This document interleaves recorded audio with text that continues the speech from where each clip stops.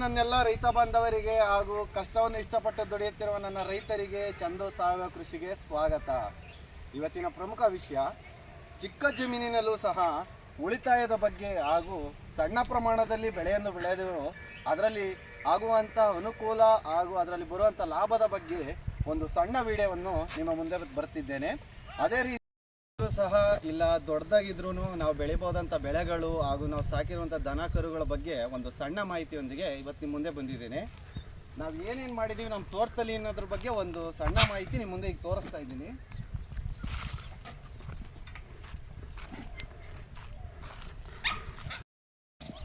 ಅದೇ ರೀತಿಲಿ ಏನು ದನ ಕರುಗಳು ಸಾಕಿದ್ದೀವಿ ನಮ್ಮ ತೋಟದ ಮುಂಭಾಗದಲ್ಲೇ ಸಾಕಿದ್ದೀವಿ. ಅದೇ ರೀತಿಲಿ ನನ್ನ ಹತ್ರ ಒಟ್ಟಾರೆ 10 ದನ ಕರುಗಳಿದ್ದಾವೆ. ಅದರಲ್ಲಿ 5 ಎಮ್ಮೆ ಇದ್ದಾವೆ ಮತ್ತು 5 ಹಸುಗಳಿದ್ದಾವೆ.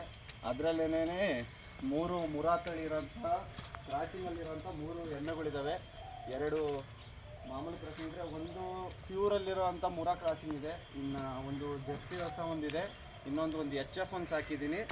ಅದೇ ರೀತಿಲಿ ಒಂದು ವೈಟ್ ಆ್ಯಂಡ್ ಬ್ಲ್ಯಾಕ್ ಒಂದಿದೆ, ಇನ್ನು 2 ಕೋಣಗಳು ಬೇರೆ ಸಾಕಿದ್ದೀನಿ. ಚಿಕ್ಕದಾಗಿದ್ರು ಎಲ್ಲದ್ರ ಬಗ್ಗೆ ಒಂದು ಅನುಭವ ಇರಬೇಕು ಅನ್ನೋದ್ರ ಬಗ್ಗೆ ಒಂದು ಭಾವನೆ ಇರಲಿ ಅಂತೇಳಿ ಎಲ್ಲ ಹಸುಗಳೇ ಆಗಲಿ ದನ ಕರುಗಳೇ ಆಗಲಿ ಎಮ್ಮೆಗಳೇ ಆಗಲಿ ಅದ್ರ ಬಗ್ಗೆ ಒಂದು ಮಾಹಿತಿ ತಿಳ್ಕೊಳ್ಳೋದ್ರ ಬಗ್ಗೆ ಆಗಲಿ ಎಲ್ಲದ್ರ ಬಗ್ಗೆ ಇಲ್ಲ ಅದರಲ್ಲಿರೋಂಥ ವ್ಯತ್ಯಾಸದ ಬಗ್ಗೆ ಒಂದು ತಿಳ್ಕೊಳ್ಳೋಕ್ಕೋಸ್ಕರ ಈಗ ಅದೇ ರೀತಿ ನಾವು ಯಾವ ಥರ ಮಾಡಿದ್ವು ಅದನ್ನೇ ಆಗಿ ಮೊದಲನೇದ್ರಲ್ಲಿ ಶೆಡ್ ನೀರು ಮಾಡೋದ್ರ ಬಗ್ಗೆ ಒಂದು ಸಣ್ಣ ವಿಡಿಯೋ ಮಾಡಿದ್ದೆ. ಈಗ ಅದೇ ರೀತಿ ಇದೇ ಶೆಡ್ ಅದು ಯಾವ ರೀತಿ ಮಾಡಿದ್ದೀನಿ ಅಂತ ಒಳಭಾಗ ಒಂದ್ಸಲ ನೋಡಿರಲಿಲ್ಲ, ಬರ್ರಿ ತೋರಿಸ್ತೀನಿ. ಅದು ಏನು ನೋಡ್ತಿದ್ದೀರಾ, ಇದು ಒಳಭಾಗದಲ್ಲಿ ನಾವು ಯಾವ ರೀತಿ ಮಾಡ್ತಾ ಇದ್ದೀವಿ ಅಂತ ನೀವೇ ನೋಡ್ಬೋದು. ಈಗ ಇದೇ ರೀತಿ ಇದೇ ರೀತಿ ಫ್ಯಾನ್ಗಳ ಅಳವಡಿಕೆ. ಇನ್ನೇನು ಬೇಸಿಗೆ ಟೈಮ್ ಬಂತು, ಫ್ಯಾನು ಮುಖ್ಯವಾಗಿ ಮನುಷ್ಯರಿಗಿಂತ ದನಗಳು ಸಹ ನಮ್ಮಂಗೆನೆ, ಅದಕ್ಕೋಸ್ಕರ ಫ್ಯಾನ್ ಅಳವಡಿಕೆ ಮಾಡಿದ್ದೀನಿ. ಈ ಕಡೆ ಸೈಡು ಮತ್ತು ಈ ಕಡೆ ಸೈಡು ಇದೇ ರೀತಿ. ಇನ್ನೇನು ಇದೆಲ್ಲರಿಗೂ ಗೊತ್ತೇ ಇರುತ್ತೆ, ಸಾಫ್ಟ್ ಕಟ್ರು ಯಾವ ಥರ ಇರುತ್ತೆ 2 ರೀತಿ. ಅದೇ ರೀತಿ ಸರ್ವೀಸು, ಏನು ನಾವು ಪಟ್ಟಿನ ನಾವು ಕಸವನ್ನು ಬಾಚಾಕಿದ್ಮೇಲೆ ಸಗಣಿಯನ್ನು ಕಿತ್ತಾಕಿದ್ಮೇಲೆ ಯಾವ ರೀತಿ ನಾವು ತೊಳ್ಕೋಬೇಕು ಅನ್ನೋದಕ್ಕೊಂದು ಸಣ್ಣ ಅದರಿಂದ ಒಂದು ಕೆಲಸ ಕಮ್ಮಿ ಆಗುತ್ತೆ ಅನ್ನೋ ಒಂದು ಭಾವನೆಯಿಂದಾಗಿ ನಾವು ಆ ಮಿಷಿನ್ ತಂದಿರೋದು. ಇದು ನಮ್ಮ ಒಂದು ಸಣ್ಣ ಕೊಟ್ಟಿಗೆ ನೋಡಿ ಈ ಥರ ಇದೆ. ಈಗ ಏನು ಚಿಕ್ಕ ಜಮೀನಿದ್ರು ಸಹ ಅದರಲ್ಲಿ ಏನಾದರೂ ಒಂದು ದೊಡ್ಡದಾಗಿ ಮಾಡಬೇಕು ಇಲ್ಲ ಚಿಕ್ಕದಾಗಿ ಸಂಪಾದನೆ ಮಾಡಬೇಕು ಅಂದರೆ ಅದರಲ್ಲೂ ಒಂದು ಉಳಿತಾಯ ಬರಬೇಕು ಅಂದರೆ ಸಣ್ಣ ಪುಟ್ಟ ಗಿಡಗಳನ್ನ ಹಾಕೋದು ತುಂಬ ಮುಖ್ಯವಾಗುತ್ತದೆ. ಅದೇ ರೀತಿ ಈಗ ಒಂದು ಕಾಕ್ಟ ಗಿಡನೇ ಆಗಲಿ, ಇಲ್ಲಾಂದರೆ ಒಂದು ಏಲಕ್ಕಿ ಗಿಡನೇ ಆಗಲಿ, ಇಲ್ಲ ಒಂದು ತೈವಾನ್ ಸೀಬೆ ಗಿಡನೇ ಆಗಲಿ, ಈಗ ಸಣ್ಣ ಸಣ್ಣ ಗಿಡ ಹಾಕೋದ್ರಿಂದಾಗಿ ಕಡಿಮೆ ಲಾಭ ಬರ್ಬೋದು, ದಿನದ ಉಳಿತಾಯ ಆಗಲಿ. ಈಗ ಸಣ್ಣ ಕುಟುಂಬದ ವರ್ಗದವರಿಗೆ ಮೊದಲೇ ಗೊತ್ತಿರುತ್ತದೆ ಸಣ್ಣ ಉಳಿತಾಯದಿಂದ ದೊಡ್ಡ ಉಳಿತಾಯ ಆಗುತ್ತದೆ ಅಂತ.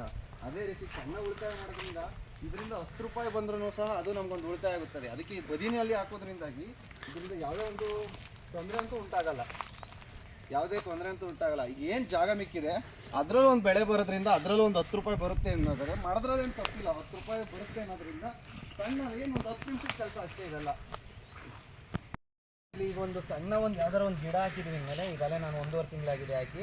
ತೈವಾನ್ ಸೀಬೆ ಒಂದು 6 ತಿಂಗಳಿಗೆ ಫಸಲು ಬಿಡುತ್ತೆ ಅಂತ ಹೇಳಿದ್ದಾರೆ. ಹೈಬ್ರಿಡ್ ಗಿಡ ಆದರೂ ಸಹ ಒಂದು ಸಣ್ಣದಾಗಿ ಏನೊಂದು 100 ರೂಪಾಯಿ ಕೊಟ್ಟು ಒಂದು ಗಿಡ ತಂದು ಹಾಕಿದ್ವಿ ಅಂದರೆ 100 ರೂಪಾಯಿ ನಾವು ಏನೋ ಒಂದು ಕಷ್ಟದಲ್ಲಿರಲಿ ಏನೋ ಒಂದು ಖರ್ಚು ಮಾಡಿರ್ತೀವಿ, ಅದರಿಂದ ಒಂದು ಬೆಳೆ ಆಗಲಿ ಒಂದು ಹಣ್ಣಾಗಲಿ ತಿಂತೀವಿ ಅನ್ನೋ ಒಂದು ಭಾವನೆಯಿಂದಾಗಲಿ ಒಂದು ಸಣ್ಣ ಗಿಡ ಒಂದು ಹಾಕೋದು ಒಂದು ತುಂಬ ಮುಖ್ಯವಾಗ್ತದೆ.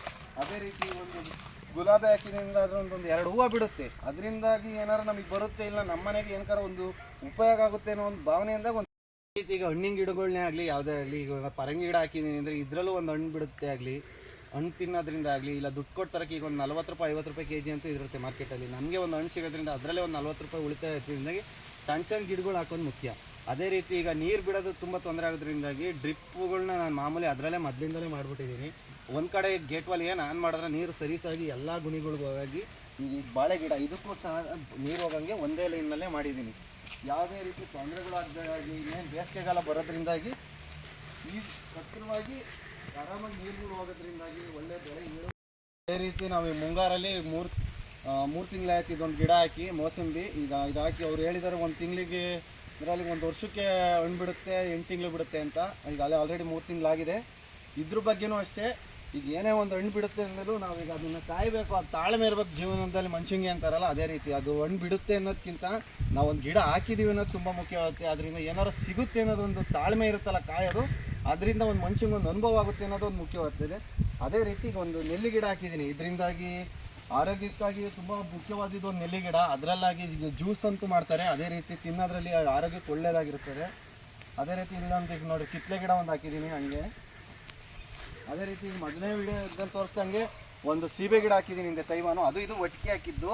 ಅದಕ್ಕೆ ಇಳುವರಿ ಸ್ವಲ್ಪ ಕಮ್ಮಿಯಾಗಿ ಗೊಬ್ಬರದಲ್ಲಿ ನೋಡಿ ಇದಕ್ಕೆ ಒಳ್ಳೆ ಗೊಬ್ಬರ ಕೊಟ್ಟಿರೋದ್ರಿಂದ ನೋಡಿ ಅಲ್ಲೇ ಒಂದು ಏಳು ರೀತಿಲಿ ಅಲ್ಲೇ ಒಂದು ಕಾಯಿ ಬಿಟ್ಟಿದೆ.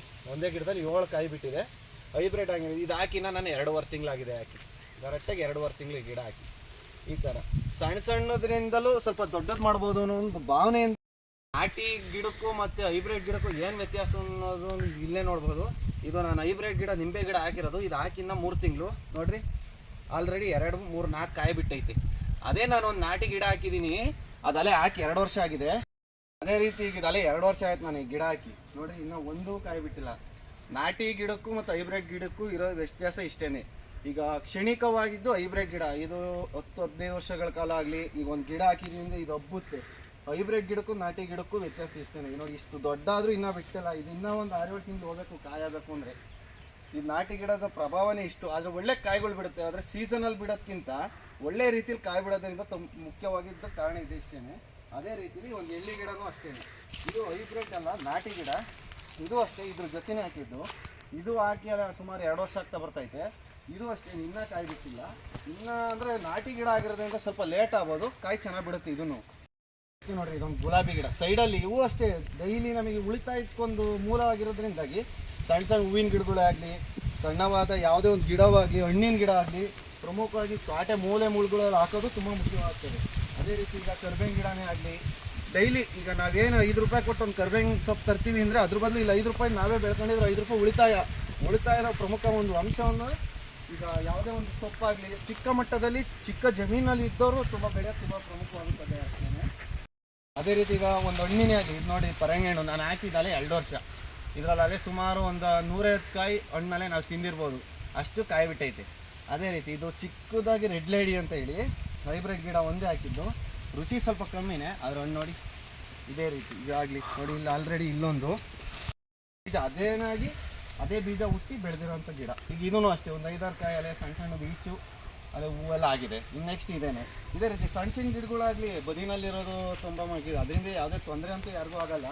ಅದೇ ರೀತಿ ಕರ್ಬೇವಿನ ಗಿಡನೇ ಆಗಲಿ, ಪರಂಗಿ ಗಿಡ, ಈಗ ಏನು ಇಳೆ ಬಿದ್ದಿದೆ ನಾಟಿ ಗಿಡ ಒಳ್ಳೆ ಈಗ ರುಚಿಯಾಗಿರುತ್ತದೆ. ಈಗ ಏನೇ ಆಗಲಿ ನಾಟಿ ಗಿಡ ಅನ್ನೋದೊಂದು ತುಂಬ ಪ್ರಮುಖವಾಗಿದ್ರು ಒಳ್ಳೆ ರುಚಿಯಾಗಿರುತ್ತದೆ. ಇದು ಅಷ್ಟೇ ಸೈಡಲ್ಲೇ ಬೆಳೆದಿರೋದೆಲ್ಲ. ಈಗೇನು ಬದಿನಲ್ಲಿ ಹಾಕಿದ್ದೀವಿ, ಈ ಅಡಿಕೆ ಗಿಡದಾಗ ನೋಡಿ ಯಾವುದೇ ರೀತಿ ಕಡೆ ಆಗಲಿ ಇರಲ್ಲ. ಈಗೇನು ಬದಿನಲ್ಲಿ ಹಾಕಿದ್ದೀನಿ ನೋಡಿ, ಇದು ಎಳ್ಳಿ ಗಿಡ, ಇದೊಂದು ಎಳ್ಳಿ ಗಿಡ. ಇವೆಲ್ಲ ಅಲ್ಲೇ 2 ವರ್ಷದ ಗಿಡಗಳು. ಈಗ ಯಾವುದೇ ತೊಂದರೆ ಆಗಿ ಏನಿಲ್ಲ ನನಗೆ. ಈಗ ಸೈಡಲ್ಲಿ ಇರೋದ್ರಿಂದ ಒಳ್ಳೆ ಲಾಭದಾಯಕ ಮುಂದೆ ಬರ್ಬೋದು. ಕ್ಷಣಿಕವಾಗಿ ನಾವು ಈಗ ಹಾಕಿರೋದು ತುಂಬ ಮುಖ್ಯವಾಗುತ್ತೆ ಅಷ್ಟೇ. ಅದೇ ರೀತಿ ಈಗ ಚಿಕ್ಕ ಜಮೀನಲ್ಲಿ ಯಾವ ರೀತಿ ಬೆಳಿಬೋದು ಅಂತ ನಿಮ್ಗೆ ಅರ್ಥ ಇದೆ. ಅದೇ ರೀತಿ ಈಗ ಬದಿನಲ್ಲಿ ಈಗ 5-5 ಅಡಿ ಒಂಗೊಮ್ಮೆ ಯಾವ್ಯಾವ ರೀತಿಲಿ ನಿಮಗೆ ಬೇಕಾಗಿದ್ದ ಸಸಿಗಳೇ ಆಗಲಿ, ಹಣ್ಣಿನ ಸಸಿನೇ ಆಗಲಿ, ಇಲ್ಲ ಪರವಾಗಿಲ್ಲ ನೀವೀಗ ಯಾವುದೇ ಒಂದು ಕರಿಬೇವಿನ ಗಿಡನೇ ಆಗಲಿ, ಇಲ್ಲ ಬಾಳೆ ಗಿಡನೇ ಆಗಲಿ, ಅದೇ ರೀತಿ ನಿಮಗೆ ಬೇಕಾಗಿರೋ ಚಿಕ್ಕ ಗಿಡಗಳನ್ನ ಹಾಕ್ಕೊಂಡು ಅದರಲ್ಲಿ ಕ್ಷಣಿಕವಾಗಿ ಈಗ 100 ರೂಪಾಯಿ ಇರಲಿ 10 ರೂಪಾಯಿ ಬಂದಷ್ಟು ಲಾಭವನ್ನು ಪಡೆಯೋದು ತುಂಬ ಮುಖ್ಯವಾಗುತ್ತದೆ. ಅದು ಒಂದು ಸಣ್ಣ ಉಳಿತಾಯವಾಗೋದ್ರಿಂದ ನಿಮಗೆ ಆರ್ಥಿಕವಾಗಿ ನಿಮ್ಮ ತೋಟದಲ್ಲಿ ಚಿಕ್ಕ ಜಮೀನಲ್ಲೂ ಒಂದು ಸಣ್ಣ ಗಿಡಗಳ ಬಗ್ಗೆಯಿಂದಲೂ ಒಂದು 5 ರೂಪಾಯಿ ಬರ್ತೈತೆ ಅನ್ನೋದು ನಿಮಗೆ ತುಂಬ ಖುಷಿಯಾಗುತ್ತದೆ. ಇಷ್ಟು ಹೇಳೋಕ್ಕೆ ಇಷ್ಟಪಡ್ತೀನಿ. ಧನ್ಯವಾದಗಳು.